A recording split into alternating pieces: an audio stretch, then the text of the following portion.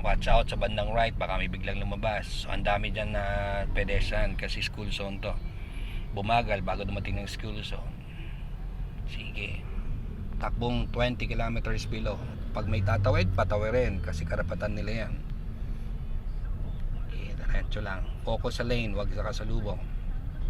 Dahil marami ka nakikita, marami nakaparada, maraming sasakyan, maraming tao, mabagal lang ang takbo. Mabagal lang, hindi nagmamadali. Ika-cross tayo dito sa San Isidro. Lahat ng nasa right side, lalayuan nyo po. Huwag masyadong malapit. Dahil nakapark yung jeep sa gilid, hihiram ka ng konting gitna. After the jeep, tatawid din tayo sa original lane. Keep left ng konti. Konti pang left. Yan. Yung mga nakasalubong na motor, sila na yung ano. Yes, sila mag-a-adjust. Paano kung malaking truck, sir? Eh ganun din, titigil na, hindi man yung pipilit, ma'am. Kasi hindi naman nila pipilitin na sasalubuhin ka pa rin. Mag-a-adjust din talaga sila para sa'yo. Kasi alam nila kung bakit humiram ka ng gitna. Meron kang iniwasang jeep. Okay, pero mas maganda, dahan-dahan lang para maingat lang. Okay, maintain ulit yung linya, pababa lang yung kalsada. Okay. From test track yan ha. Day 1 pa lang to ha.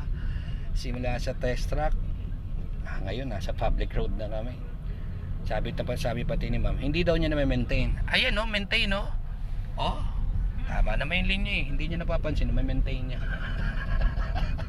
Hiram ka ulit ang konting gitna. Nakaparada ng alanganin yung truck dito sa gilid. Pero watch out ka sa unahan kasi kurbada yan. Oh, very good. Paglampas sa truck, babalik ka rin sa original lane mo. Layo ka rin sa tricycle. Okay, maintain. Yan, maintain. Hindi lumalampas sa guhit sa gitna, hindi nahuhulog sa gilid. Pero pag may naglalakad, pwedeng bumusina kahit isa. Friendly busina lang. Pip. Okay, ikaw pa rin ang iiwas. At least nagbigay ka lang ng warning na makikiraan ka.